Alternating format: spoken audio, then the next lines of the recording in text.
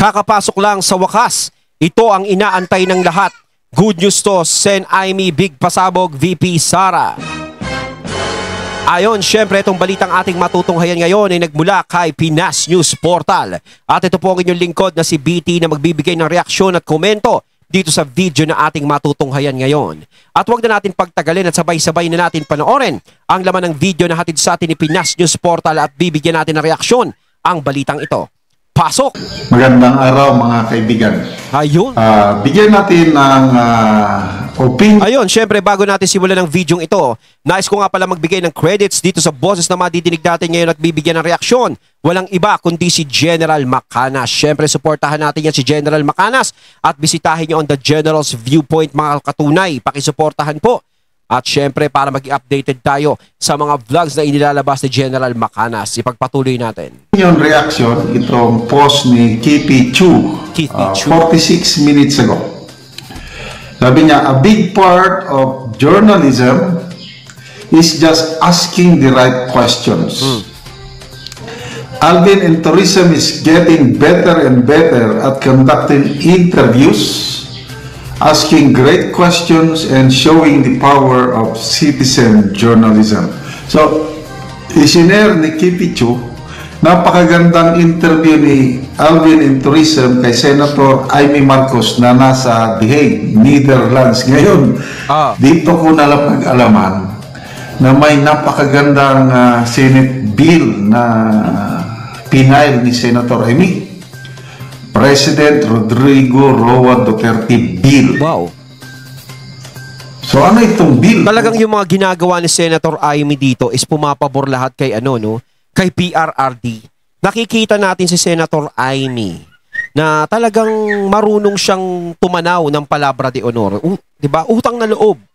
'Di ba? Laging 'yun ang tinitignan ni Senator Aimee. Siyempre unang-una yung pagpapalibing sa tatay nila. Buti pa siya, no? Buti pa siya. 'Di ba? Marunong siyang tumanaw, 'di ba? Marunong siyang magbalik. 'Di ba? Siyempre bilang ate, no. Kaso nga lang, 'di ba? Ewan ko ba dun sa iba na kung bakit nakikinig sa iba. Pero ito si Senator Aimee hindi nakikinig sa iba. Although marami pa rin talaga na nagtataas ng kilay kay Senator Aimee sa mga ginagawa niya. Pero hindi naman natin din sila masisisi. Diba? Pero ang importante is gumagawa si Senator Aimee ng mga ganyan. Diba? Na kahit papaano, tumutulong talaga siya kay PRRD sa mga Duterte. Diba? Sumusuporta pa rin siya. Pinapakita niya pa rin sa kabila ng labanan ng pamilya niya at ng mga Duterte is nandito pa rin siya. Pinili niya na ang side ng mga Duterte talaga. Kung kay PRRD. Okay, pakinggan natin na. Ang galing. Salamat, Kipi Chu and Alvin and Tourism. Ang bill, ang President Rodrigo Roa Duterte bill, which is SB 552, at ito ang nagpaparusa at ginagawang krimen, ang extraordinary rendition. Hindi na dapat magulit ito nangyari kay Presidente na kinidnap siya at dinala rito sa ibang bansa. At panawan natin ng parusa. Wala tayong masasabi dahil yung ICC ang may proseso sila na kanila, pero para sa atin sa Pilipinas, labag din sa ating batas ang nangyari. Kaya kailangan managot. Ikalawa, may ombudsman case na nakatenga. Yun nga lang, naghihintay ako saan natapusin kasi magbabago ang ombudsman. Kinakabahan ako, baka hindi natinggin. Ganun pa man. Kinakabahan ako baka hindi nadinggin. Parang alam na ni Senator Aimee kung sino yung papalit na ombudsman. Kasi nga 'di ba may usap-usapan diyan sa mga gilid-gilid na baka si Boying ang maging ombudsman. Kaya may parang sinasabi na ni Senator Aimee na baka hindi nadinggin kasi nga magpapalit na. Siyempre, sino ba ang mamimili ng susunod na ombudsman? O 'di ba? Siyempre ang presidente. Siyempre, sino ba yung close ng presidente doon sa mga maglalaban-laban sa pwesto ng ombudsman? O, di ba? O, sino pa ba yung pipiliin doon? Syempre, malinaw na malinaw. Malinaw pa sa tubig kanan. 'Di ba? Dalhin natin yung kaso at prosigin natin para managot ang talagang nagputos nitong kababalaghan. Ano yung mga nag-hear po? I don't know yet. Kasi hanggang ngayon, yan, nag-utos na yan eh. Kasi para sa akin, no, hindi naman talaga kikilos yung mga yan, yung ginawa nila kay PRRD sa pagdadala dyan sa The Hague, kung wala talagang may mataas. Siyempre may mataas na sinusunod dyan. Sila Torre, may mataas yan. Hindi pa pwedeng kumilos ng sila-sila lang yan. 'Di ba? Para naman silang ano nun, di sasabag sumabit sila, di yari sila. Oh, hindi naman nila pwedeng sabihin, kami-kami lang yan, kami-kami lang may ano yan. 'Di ba? Hindi naman nila pwedeng sabihin, yung mga Pilipino gustong makulong na si PRRD. Ni wala ka nga nakikitang nagrarally para makulong si PRRD. Kung meron ka man nakikita, bilang na bilang mo lang sa daliri mo Hindi sambayan ng Pilipino. 'Di ba? Ito siya sa Saturday. Alam mo na, backup dancer lang ako. Kanina, hindi ko na binanggit sa inyo, napag-usapan namin sa loob ni Pangulong Duterte, si Senator Amy. Kasi binanggit ko sa kanya na nandito si Senator Amy, nag-request din siya ulit sa ICC through the lawyer kung pwede ba siyang makapasok doon. At tinanong ako ni Pangulong Duterte kanina kung bakit daw gusto pumasok ni Senator Amy. Sabi ko, baka gusto makausapin. Sabi niya, ano naman sasabihin niya? Sabi ko, well, hindi ko alam. Sabi niya, pareho kayo na sinasabi politika yung lahat sa all politics. Politika yung lahat sa all politics. And then sabi niya na, I believe that she is sincere with her friendship with you. Sa akin daw. Oo. Kasi sabi niya, pwede naman siya hindi makipagkaibigan sa'yo pero nakikipagkaibigan siya sa iyo.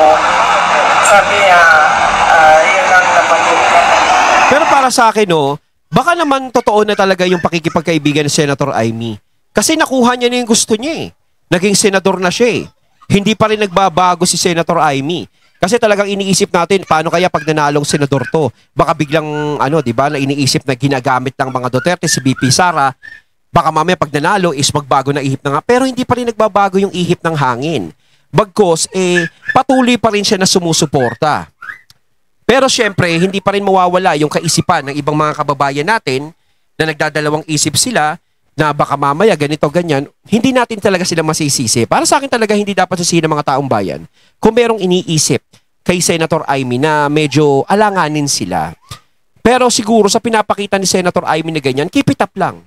'Di ba? Na para baka pagdating ng araw, syempre, ma-realize ng mga tao na nag-iisip sa kanya, syempre, baka magbago yung pananaw sa kanya.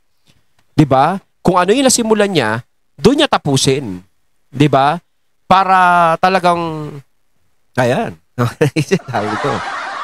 Mahirap kasi pag biglang nandiyan na tapos biglang magbabago, 'di ba? Parang talagang magiging kasiraan na naman nila 'yon. Syempre nga sinabi nga ni Senator Amy, ang tagal-tagal nilang nasira. Ngayon ay nagiging maayos na sana. No, di ba? Nagkaroon ng sana, dapat maayos na sila Nabawi na nila yung pangalan nila. Ito na naman. Pero si Senator Amy, patuloy pa rin kinukumpuni yung mga bagay na nasira sa kanila. Kumbaga siya yung patuloy pa rin na nag-aayos. Okay. So, unahin natin yung Rodrigo Roa Duterte Bill. To me, napakagandang bill yan. Para hindi na maulit yung nangyari kay Tatay Digong ng isang Pilipino yung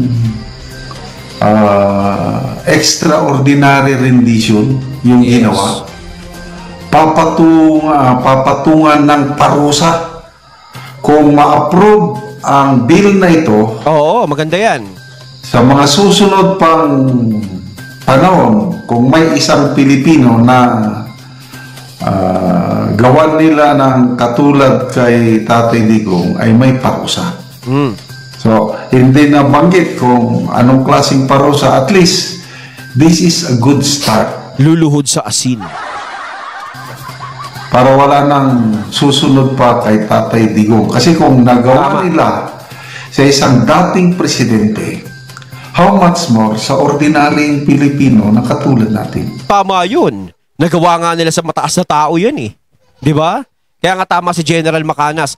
Paano pa kaya yan sa mga maliliit lang? Sa mga hindi katulad na ano, di ba?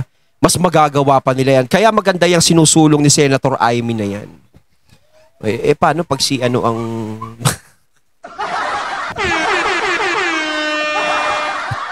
Tatawa tuloy. Hindi ko tuloy matuloy. Di ba? Paano ko si ano, pagdating ng araw? Paano yun? Yun ang tanong. Pwede mga katunay kayo, gets yung sinasabi ko? Alam ko, gets yun mga katunay. So, good job po, Senator Amy. Sana mag-prosper. Yes. Sana maisakabatas ang bill na ito para wala ng extraordinary rendition na Yes. mangyayari. Yes. Okay. Malawa, yung gustong-gustong bisitahin talaga ni Senator Amy si Pierre Ardi Salud. Pangalawang beses niya nang nagpunta dyan sa Netherlands. Nung una, hindi niya nakausap si Pierre Ardi dahil hindi pumayag ang ICC. So makulit itong Senator Amy, nag-apply ulit. I don't know. Talagang gusto niya talagang makaharap si PRRD, no? Depende sa ICC. Nakikita natin yung sinseridad talaga ni Senator Amy na talagang gusto niya talagang humarap kay PRRD.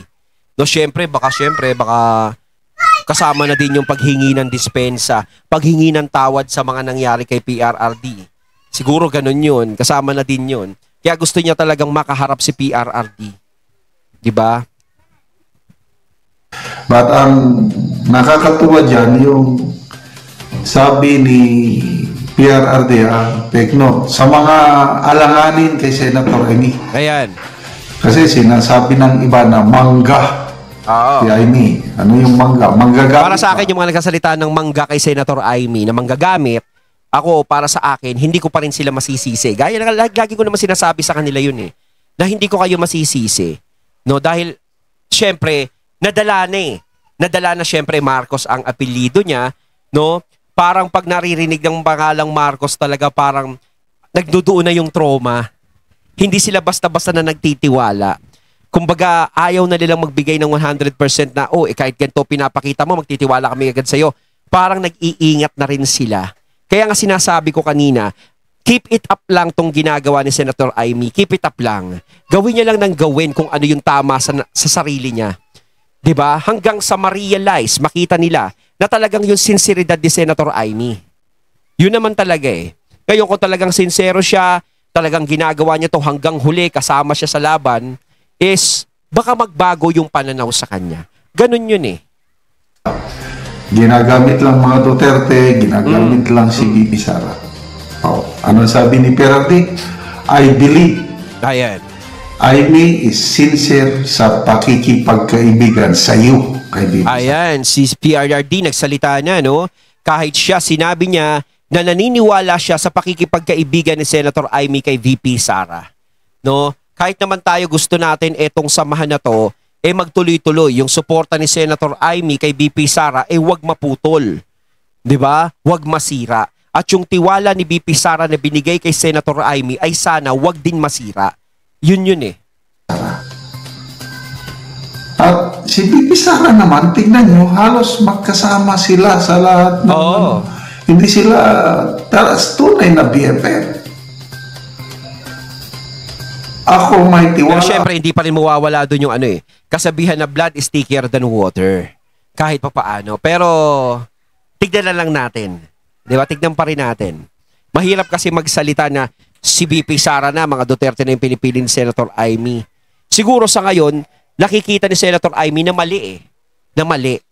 Di ba? Mali yung nangyayari. Kaya syempre, nakikita niya talaga na etong mga Duterte wala namang ginagawang masama eh. 'Di ba? Kaya kumakampi siya sa mga Duterte. 'Di ba? Kumbaga tutol siya sa mga ginagawa sa mga Duterte. Ang tanong kasi diyan, syempre, pagdating ng araw, halimbawa kung si BP Sara manalo, hindi maiiwasan No, hindi maiiwasan ng mga naging kalaban ni BP Sara ang mag-suffer. Di ba? Paano kaya kung dumating yung araw na yon? Ano kaya ang magiging movement ni Senator Amy nun? Siyempre, alam natin kung sino yung mga mahahagip dun eh. Alam natin kung sino yung mga matatamaan. Di ba? Pero hindi pa natin alam. Di ba? Baka mamaya pag nanalo si BP Sara ang presidente, hindi napansinin yung mga yun. Nawa. Di ba? Ako kay BP Sara kung sino yung kaibigan niya, talagang kaibigan. Oo. Hindi naman siya makikipagkaibigan sa hindi mabuting kaibigan. Oh, tsaka ito na naman magkasama sila. Pero siguro naman si VP Sara hindi na ganoon yung hindi na ganoon sa 100% yung hindi katulad dati. 'Di ba? Kaya sabi ko nga, ulitin natin, keep it up lang, Senator Amy. So ako, buo ang tiwala ko sa friendship ni BP Sara at Senator Amy. Ayan, si PRRD. Doon inaamin ni Senator Amy, nagkamali siya. Yung nangyari noong 2022 na nabuo ang unity dahil kay Senator Amy, inamin, humingi ng pasaylo o humingi ng patawad si Senator Amy kay VP Sara dahil sa unity. At pinatawad naman siya ni VP Sara. Di ba? Kay VP Sara humingi siya ng tawad. So ang ibig sabihin nito, talagang gusto rin makausap ni Senator Amy si PRRD para talagang humingi din ng tawad sa kanya ng personal. 'Di ba? Ganon, parang ganon din ang gustong mangyari ni Senator Amy. Hindi ko alam na ganyan ang mangyari, sabi niya. So, salamat Senator Amy. Ayun. Sa iyo. Salamat Senator Amy. Pagpupursigi na tulungan si PRRD, tulungan si BP Sara. Yes. Ayon, at ating natunghayan ng video na nagmula kay Pinas News Portal. At syempre natunghayan natin ang boses na yun na binigyan natin ng reaksyon na nagmula kay General Macanas. Kayo mga katunay, anong masasabi nyo tungkol dito? Comment lang po kayo sa comment box. So once again, I'm BT and I'm out. Peace.